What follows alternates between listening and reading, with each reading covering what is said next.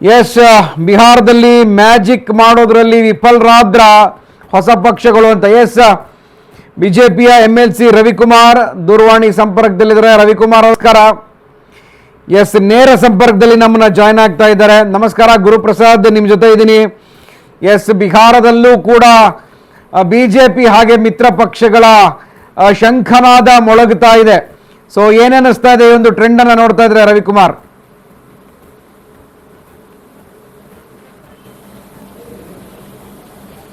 ನೋಡಿ, ನಮಗೆ ನಿರೀಕ್ಷೆ ಇತ್ತು ಮತ್ತೆ NDA ಗವರ್ಮೆಂಟ್ ಬರುತ್ತೆ ಬಿಹಾರದಲ್ಲಿ ಅಂತ ಹೇಳಿ. ನಾನು ಈ ಸಂದರ್ಭದಲ್ಲಿ 173 ಸೀಟ್ಗಳು ಈಗ ತೋರಿಸ್ತಾ ಇದೆ. ಹಾಗಾಗಿ ನಮ್ಮ NDAಗೆ ನಿತೀಶ್ ಕುಮಾರ್ ಅವರಿಗೆ ಮತ್ತೆ ನಮ್ಮ ಹೆಮ್ಮೆಯ ಪ್ರಧಾನಮಂತ್ರಿ ಆಗಿರ್ತಕ್ಕಂಥ ನರೇಂದ್ರ ಮೋದಿಜಿ ಅವರಿಗೆ ಜನ ಬಿಹಾರದಲ್ಲಿ ಕೈ ಹಿಡಿದಿದ್ದಾರೆ. ಮತ್ತು ರಾಹುಲ್ ಗಾಂಧಿ ಅವರು ಎಷ್ಟೇ ಅಪಪ್ರಚಾರವನ್ನ ಮಾಡಿದ್ರು, ಎಷ್ಟೇ ಸಂವಿಧಾನವನ್ನ ಇಟ್ಕೊಂಡು ಸಂವಿಧಾನ ವಿರೋಧಿಸ್ತಾ ಇದ್ದಾರೆ ಬಿಜೆಪಿಯವರು, ಸಂವಿಧಾನ ವಿರೋಧಿ ಬಿಜೆಪಿಯವರು, ಸಂವಿಧಾನ ವಿರೋಧಿ ನಿತೀಶ್ ಕುಮಾರ್ ಅವರು, ಅಂಬೇಡ್ಕರ್ ವಿರೋಧಿ ಅಂತೆಲ್ಲ ಹೇಳ್ತಾ ಇದ್ರು. ಇದೆಲ್ಲದಕ್ಕೆ ವಿರುದ್ಧವಾಗಿ ನರೇಂದ್ರ ಮೋದಿಜಿ ಅವರ ನಿತೀಶ್ ಕುಮಾರ್ ಅವರ ಶಕ್ತಿಯನ್ನ ಹೆಚ್ಚಿಸಿದ್ದಾರೆ. ಹಾಗಾಗಿ ಭಾರತೀಯ ಜನತಾ ಪಾರ್ಟಿ ವತಿಯಿಂದ ಬಿಹಾರದ ಜನತೆಗೆ ನಾನು ಈ ಸಂದರ್ಭದಲ್ಲಿ ಅಭಿನಂದನೆಯನ್ನ ಸಲ್ಲಿಸ್ತೇನೆ. ಎಲ್ಲಿ ಕಾಂಗ್ರೆಸ್ ಪ್ಲಾನ್ ವರ್ಕೌಟ್ ಆಗ್ಲಿಲ್ವಾ ಅಥವಾ ದೇಶದಲ್ಲಿ ಚರ್ಚೆ ಆಗಬೇಕು? RJDಯ 10 ದಿನಗಳಲ್ಲಿ ಸರ್ಕಾರಿ ನೌಕರಿ ಅನ್ನುವಂಥದ್ದು ಇದ್ಯಾವುದು ವರ್ಕೌಟ್ ಆಗ್ಲಿಲ್ವಾ? ಅನೇಕ ವಿಷಯಗಳು. ಈಗ ಫಾರ್ ಎಕ್ಸಾಂಪಲ್ ಅವರು ವೋಟ್ ಚೋರಿ ಮಾಡ್ತಾ ಇದ್ದಾರೆ ಅಂತ ಹೇಳಿದ್ರು. ಆ ವೋಟ್ ಚೋರಿ ವಿಷಯ ಅವ್ರಿಗೆ ಉಲ್ಟಾ ಆಯ್ತು. ಇದ್ರ ಬಗ್ಗೆ ರಾಹುಲ್ ಗಾಂಧಿ ಅವರು ಈಗ ಏನ್ ಹೇಳ್ತಾರೆ? ವೋಟ್ ಚೋರಿ ಯಾರು ಮಾಡ್ತಿದ್ರು? ಡಬಲ್ ವೋಟರ್ಸು, ತ್ರಿಬಲ್ ವೋಟರ್ಸು, 3 ಬೂತ್ಗಳಲ್ಲಿ 2 ಬೂತ್ಗಳಲ್ಲಿ ಹೋಗಿ ಮತದಾನವನ್ನ ಮಾಡೋದಕ್ಕೆ ಅವಕಾಶವನ್ನ ಕೊಡಬೇಕಾಗಿತ್ತ? ಇದನ್ನ ನಮ್ಮ ಭಾರತೀಯ ಜನತಾ ಪಾರ್ಟಿ ಮತ್ತು JDU ಕಾಂಗ್ರೆಸ್ನವರು ವಿನಂತಿಯನ್ನ ಮಾಡಿದ್ರು, ಓರಿ ಆಗಬಾರ್ದು, 2-3 ಬೂತ್ಗಳಲ್ಲಿ ಹೋಗಿ ಮತದಾನವನ್ನ ಮಾಡಬಾರ್ದು, ಆ ತರದವ್ರು ಇದ್ದರೆ ತೆಗೆದಾಕಿ ಆ ಹೆಸರುಗಳನ್ನ ಅಂತ ಅವರು ಕೂಡ ಮನವಿ ಮಾಡಿದ್ವಿ.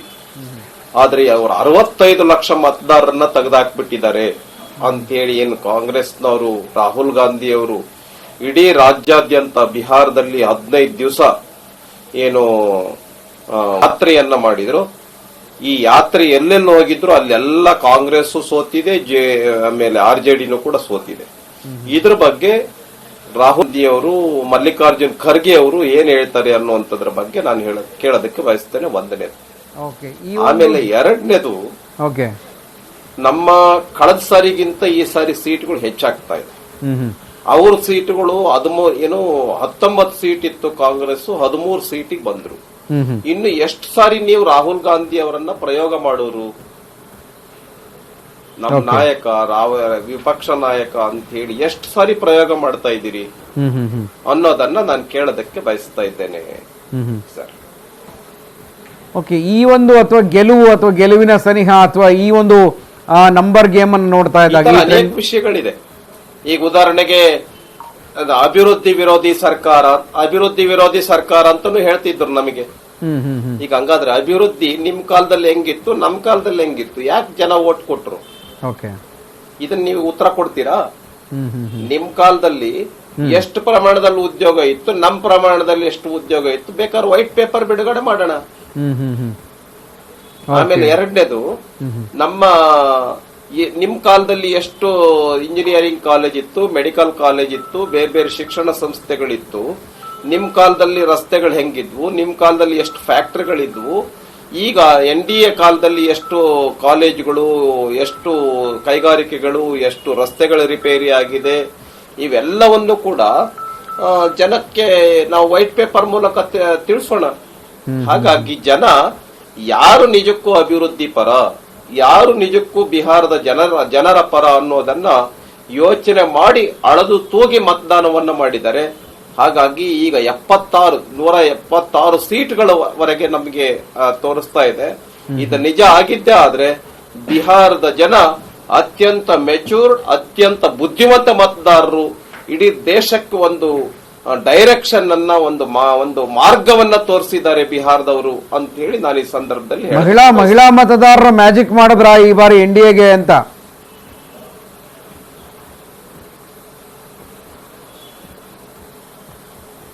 ಅಲ್ಲ, ಮಹಿಳೆಯರು ಮಾಡಿದ್ದಾರೆ, ಪುರುಷರು ಕೂಡ ಮಾಡಿದ್ದಾರೆ. ಈಗ ನಾನು ಈ ವಿಷಯ ಹೇಳ್ತೇನೆ. ಈಗ ಲಾಲು ಪ್ರಸಾದ್ ಯಾದವ್ ಇದ್ದಂತ ಸಂದರ್ಭದಲ್ಲಿ ಮಹಿಳೆಯರ ಸುರಕ್ಷೆ ಇತ್ತ? ಆಗ ಲಾ ಅಂಡ್ ಆರ್ಡರ್ ಪರಿಸ್ಥಿತಿ ಏನು, ಇವತ್ತಿನ ಲಾ ಅಂಡ್ ಆರ್ಡರ್ ಪರಿಸ್ಥಿತಿ ಏನು? ರಿಪೀಟೆಡ್ ಆಗಿ 4 ಬಾರಿ ಮುಖ್ಯಮಂತ್ರಿಗಳು ನಿತೀಶ್ ಕುಮಾರ್ ಅವರಿಗೆ ಆಶೀರ್ವಾದ ಮಾಡ್ತಾರೆ ಅಂತ ಹೇಳಿದ್ರೆ ಲಾ ಅಂಡ್ ಆರ್ಡರ್ ಚೆನ್ನಾಗಿದೆ, ಮಹಿಳೆಯರ ಬಗ್ಗೆ ಕಾಳಜಿ ಚೆನ್ನಾಗಿದೆ ಅಂತಾನೆ ನಿತೀಶ್ ಕುಮಾರ್ ಅವರಿಗೆ ನರೇಂದ್ರ ಮೋದಿಜಿಯವರು ಮಹಿಳೆಯರು ಓಟ್ ಹಾಕ್ತಾ ಇದ್ದಾರೆ, ಆಶೀರ್ವಾದ ಮಾಡ್ತಾ ಇದ್ದಾರಲ್ಲ. ಇದಕ್ಕೆ ಜನ ಸರಿಯಾಗಿ ಉತ್ತರ ಕೊಟ್ಟಿದ್ದಾರೆ ಕಾಂಗ್ರೆಸ್ಗೆ ಮತ್ತು ಮಹಾಗಠಬಂಧನ್ಗೆ. ಮಹಾಗಠಬಂಧನ್ ಅನ್ನೋದೇ ಒಂದು ಅಪವಿತ್ರ ಮೈತ್ರಿ ಅದು. ಈಗ ಉದಾಹರಣೆಗೆ ಕಾಂಗ್ರೆಸ್ ಇನ್ನೂ ಹೀನಾಯ ಪರಿಸ್ಥಿತಿಗೆ ಬಿಹಾರದಲ್ಲಿ ಹೋಗ್ತಾ ಇದೆ. ಹಾಗಾಗಿ ಇಡೀ ದೇಶದಲ್ಲೂ ಈಗ ಆಗಬಹುದು ಇವ್ರದೇ ಇದೇ ತರದ ಆಲೋಚನೆಗಳು, ಇದೇ ತರದ ಯೋಜನೆಗಳು ಇದ್ರೆ ಇನ್ನೂ ಪರಿಸ್ಥಿತಿ ಭೀಕರ ಆಗಬಹುದು ಕಾಂಗ್ರೆಸ್ಗೆ ಅಂತೇಳಿ ನಾನು ಹೇಳೋದಕ್ಕೆ ಬಯಸ್ತೇನೆ. ಓಕೆ, ಈಗ ನಿಮ್ಮ ಮೈತ್ರಿ ಅಭ್ಯರ್ಥಿಯ ಮುಖ್ಯಮಂತ್ರಿ ಯಾರು ಅಂತ ಈಗ ಸೊ ಅದೊಂದು ದೊಡ್ಡ ಪ್ರಶ್ನೆ.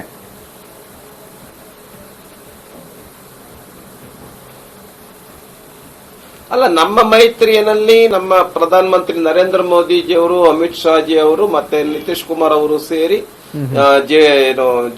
ನಮ್ಮ ಜೆಡಿಯು ಸೇರಿ ಅಲ್ಲಿ ಯಾರು ಅಂತ ಡಿಸೈಡ್ ಮಾಡ್ತಾರೆ. ಯಾಕಂದ್ರೆ ಈಗಾಗಲೇ ಅನೌನ್ಸ್ಮೆಂಟ್ ಮಾಡಿರ್ಲಿಲ್ಲ. ಈಗ ಎಲ್ಲ MLAಗಳು ಸೇರಿ ನಮ್ಮ ಪ್ರಧಾನಮಂತ್ರಿಗಳು ಅಮಿತ್ ಶಾ ಅವರು ಮತ್ತೆ ನಿತೀಶ್ ಕುಮಾರ್ ಅವರು ಜೆಡಿಯು ನಾಯಕರು ಸೇರ್ಬಿಟ್ಟು ನಿರ್ಧಾರ ಮಾಡ್ತಾರೆ. ಓಕೆ, MP ಎಲೆಕ್ಷನ್ ಆದ ಕಾಂಗ್ರೆಸ್ಸಿನ ಪ್ರಕಾರ ಯಾರು ಅವ್ರ ಸೀಟ್ ಅನ್ನ ಮುಖ್ಯಮಂತ್ರಿ ಯಾರು ಅಂತ ಯಾರು ಅನೌನ್ಸ್ಮೆಂಟ್ ಮಾಡಿದ್ಯಾರು? ಇವ್ರ ಅಭಿಪ್ರಾಯನೇ ಕೇಳಲಿಲ್ಲ. ತೇಜಸ್ವಿ ಯಾದವ್ ನಾನೇ ಮುಖ್ಯಮಂತ್ರಿ ಅಂತ ಹೇಳ್ಕೊಂಡ್ರು. ಆಮೇಲೆ ಕೊನೆಗೆ ಅವರು ಬಿಹಾರ ರಾಜ್ಯಕ್ಕೂ ಹೋಗಿರ್ಲಿಲ್ಲ ರಾಹುಲ್ ಗಾಂಧಿ ಸಿಟ್ಟಾಗಿ. ಆಮೇಲೆ ಕೊನೆಗೆ ಅನಿವಾರ್ಯ ದಾರಿ ಇಲ್ದೇನೆ ಅವ್ರು ಕರೀದೇ ಇದ್ರು ಕೂಡ ಹೋದ್ರು ರಾಹುಲ್ ಗಾಂಧಿ ಅವರು ಬಿಹಾರ ರಾಜ್ಯಕ್ಕೆ ಚುನಾವಣೆ ಪ್ರಚಾರಕ್ಕೆ. ಆ ತರದ ಪರಿಸ್ಥಿತಿ ಏನು ನಮ್ಮ NDA ಗಿಲ್ಲ. ಓಕೆ, ಇದೆಲ್ಲ ಕನ್ಸಾಲಿಡೇಟೆಡ್ ಲಾಭ NDA ಮೈತ್ರಿಕೂಟಕ್ಕೆ ಏನಾದ್ರು ಆಯ್ತಾ ಅಂತ. ಸೊ ಅದರ ಜೊತೆಗೆ ಈ ದೆಹಲಿಯ ಬಾಂಬ್ ಬ್ಲಾಸ್ಟ್ ಬಗ್ಗೆ ಬಹಳ ಚರ್ಚೆ ಆಯಿತು. ಯಾಕೆ ಎಲೆಕ್ಷನ್ ಪೂರ್ವದಲ್ಲಿ ಇಂಥ ಘಟನೆಗಳು ನಡೀತಾವೆ ಅನ್ನುವಂಥದ್ದು. ರವಿಕುಮಾರ್ ಏನು ಹೇಳ್ತಾರೆ ಇದಕ್ಕೆ ಅಂತ?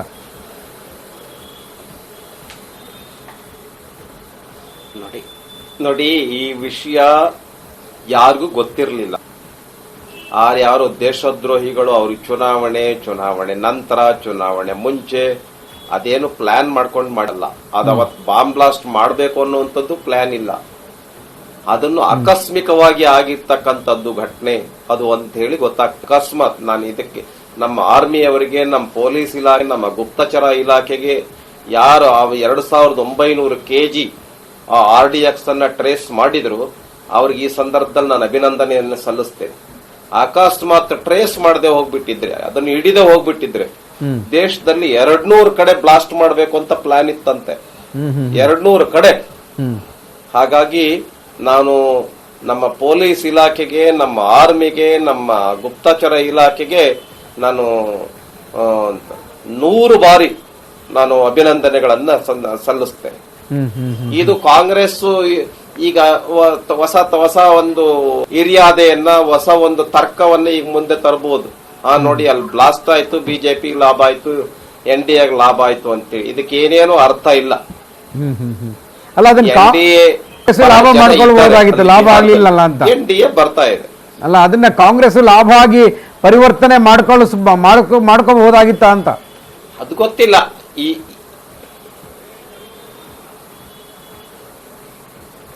ಗೊತ್ತಿಲ್ಲ ಇದರ ಬಗ್ಗೆ. ಅಷ್ಟೊತ್ತಿಗೆ ಅಲೆ ಆಗೋಗಿರ್ತಕ್ಕಂತ ಘಟನೆ ಅದು. ಇದರ ಬಗ್ಗೆ ಎಲ್ಲ ನಾವು ಅದ್ರ ಲಾಭ ಇದ್ರ ಲಾಭ ಆಗುತ್ತೆ ಅಂತೇಳಿ ಬಾಂಬ್ ಬ್ಲಾಸ್ಟ್ ಆಗಬಾರದು ಮತ್ತು ಮಾಡಬಹುದು.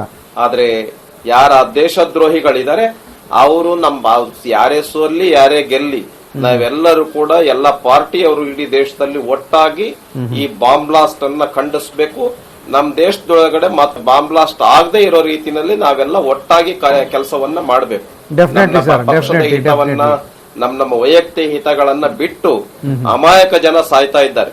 ಇದ್ರ ಕಡೆ ಗಮನ ಕೊಡಬೇಕು ಅಂತ ಹೇಳಿ ನಾನು ಕಾಂಗ್ರೆಸ್ನವ್ರಿಗೆ ಬೇರೆ ಬೇರೆ ಪಾರ್ಟಿಯವರಿಗೆ ನಾನು ಹೇಳೋದಕ್ಕೆ ಬಯಸ್ತೇನೆ. ಓಕೆ, ನಿಮ್ಮ ಈಗ ಪಕ್ಷದ ಹೈಕಮಾಂಡ್ ಅಥವಾ ನಾಯಕತ್ವದ ವಿಚಾರ ಸೊ ನಿತೀಶ್ ಕುಮಾರ್ ಅವರು ಸೀನಿಯರ್ ಇದ್ದಾರೆ, ಹಿರಿಯರಿದ್ದಾರೆ, ರಾಜಕಾರಣವನ್ನ ಬಿಹಾರದ ರಾಜಕಾರಣವನ್ನ ಬಹಳ ವರ್ಷಗಳಿಂದ ಅರೆದು ಕುಡಿದವರಾಗಿದ್ದಾರೆ, ಎಲ್ಲ ಪಕ್ಷ ಕೂಡ ಕಾರಣಕ್ಕೆ ಇದ್ದವರು. ಅವರನ್ನ ಇದೀಗ ನಾಯಕನಾಗಿ ನೇಮಿಸಬಹುದಾ ಅಥವಾ ನಾಯಕನಾಗಿ ಆಯ್ಕೆ ಮಾಡಬಹುದಾ? ಬಿಜೆಪಿಯಲ್ಲೂ ಕೂಡ ಒಲವಿದೆಯಾ ಅಂತ?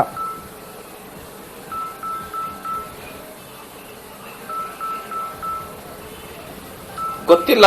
ಇದೆಲ್ಲವೂ ಕೂಡ ನಮ್ಮ ಕೇಂದ್ರದ ನಾಯಕರು, ನಮ್ಮ ಅಮಿತ್ ಶಾಜಿ ಅವರು, ನಡ್ಡಾಜಿ ಅವರು, ಎಲ್ಲಕ್ಕಿಂತ ಹೆಚ್ಚಾಗಿ ನಮ್ಮ ಹೆಮ್ಮೆಯ ಪ್ರಧಾನಮಂತ್ರಿ ನರೇಂದ್ರ ಮೋದಿಜಿ ಅವರು ನಿರ್ಧಾರ ಮಾಡ್ತಾರೆ.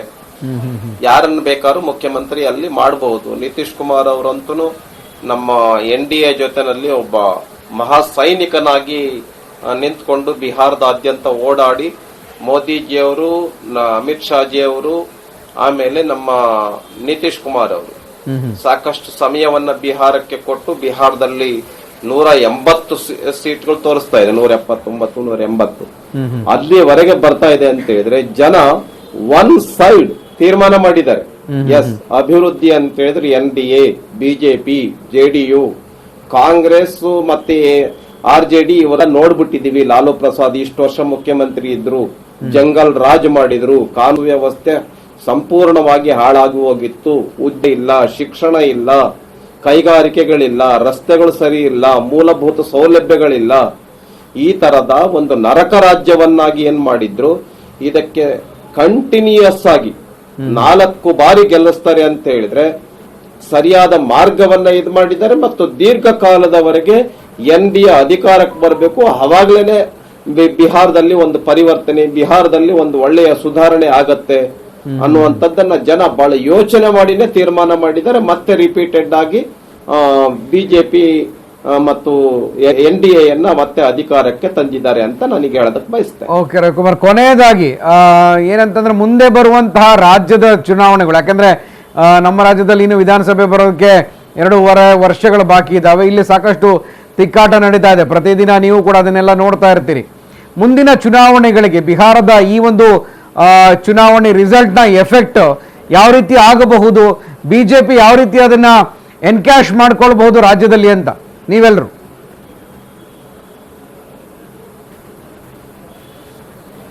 ನೋಡಿ ಸರ್, ನಾನು ಬೂಟಾಟಿಕೆಗೋಸ್ಕರ ಹೇಳ್ತಾ ಇಲ್ಲ.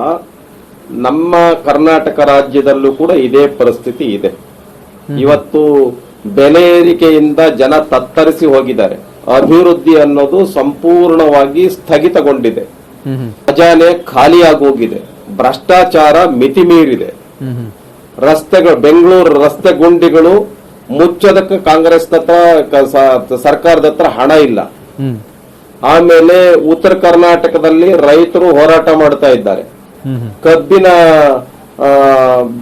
ಏನು 3,500 ರೂಪಾಯಿ ಏನ್ ಕೇಳ್ತಾ ಇದ್ದಾರೆ, ಆ ಸಮಸ್ಯೆನ ಸಾಲ್ವ್ ಮಾಡ್ದೇನೆ ನಿನ್ನೆ ಸುಮಾರು ಒಂದು 50ಕ್ಕಿಂತ ಹೆಚ್ಚು ಟ್ರ್ಯಾಕ್ಟರ್ಗಳನ್ನ ಸುಟ್ಟಿರ್ತಕ್ಕಂಥದ್ದು, ದೊಡ್ಡ ಹೋರಾಟ ನಡೀತಿರ್ತಕ್ಕಂಥದ್ದನ್ನ ನಾವು ನೋಡ್ತಾ ಇದ್ದೇವೆ. ಆಮೇಲೆ ಇಡೀ ರಾಜ್ಯದಲ್ಲಿ ಬೆಲೆ ಏರಿಕೆ, ಭ್ರಷ್ಟಾಚಾರ ತಾಂಡವಾಡ್ತಾ ಇದೆ. ಜನ ರೋಸಿ ಹೋಗಿದ್ದಾರೆ. ಇಂಥ ಹಿನ್ನೆಲೆಯಲ್ಲಿ ಕರ್ನಾಟಕ ರಾಜ್ಯದ ಜನ NDA ಕಡೆ ಮುಖ ಮಾಡ್ತಾ ಇದ್ದಾರೆ. NDA, ಬಿಜೆಪಿ ಮತ್ತೆ ಅಧಿಕಾರಕ್ಕೆ ಬರಬೇಕು ಅನ್ನುವಂಥದ್ದನ್ನ ಜನ ಬಯಸ್ತಾ ಇದ್ದಾರೆ.